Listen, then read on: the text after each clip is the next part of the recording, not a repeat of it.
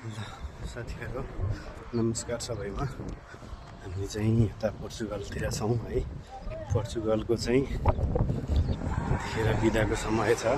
आज चाहिँ हामी बिदाको दिन चाहिँ यसो फ्रेस हौँ भनेर बाहिरतिर निक्लेको है साथीहरु। हेर्नुहोस् यहाँ चाहिँ पुरै साथीहरु मिलेर हिँड्दैछौँ। यहाँ चाहिँ ठ्याक्क नेपाल र यहाँ फरकै छैन है। पुरै नेपालको झलल मेटाउने ठाउँ छ है। हेर्नुहोस् बाटोदेखि लिएर यहाँ मकै पनि छ है हैन। मकै पनि छ। यता खाली जग्गाहरू छ। यो नर्कट भन्ने हेर्नुहोस् है।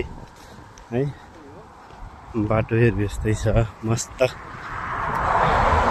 पुरै नेपालकै झल्को दिन जस्तो ठाउँ छ है। चाहिँ नेपालको यो तराई एरियाहरू हुन्छ नि त, सम्मो एरियाहरू त्यस्तै छ।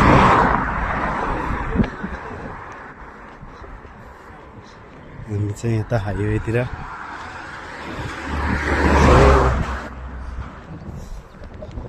फुर्सदको समयमा यसो हाइवेतिर निक्लँदैछौँ है। हामी चाहिँ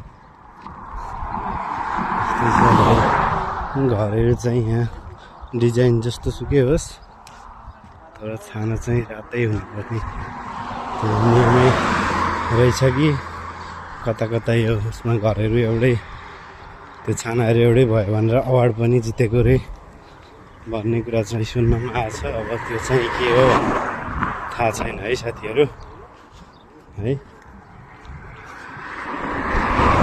ल अब यस्तै छ साथीहरु। म चाहिँ अब बिदा भयो भने अथवा समय रहेसम्म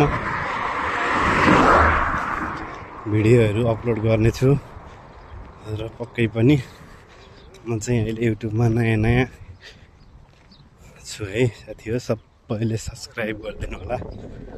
म चाहिँ नयाँ छु अहिले युट्युबमा चाहिँ, त्यही अनुसार माया गरिदिनु होला है त। धन्यवाद।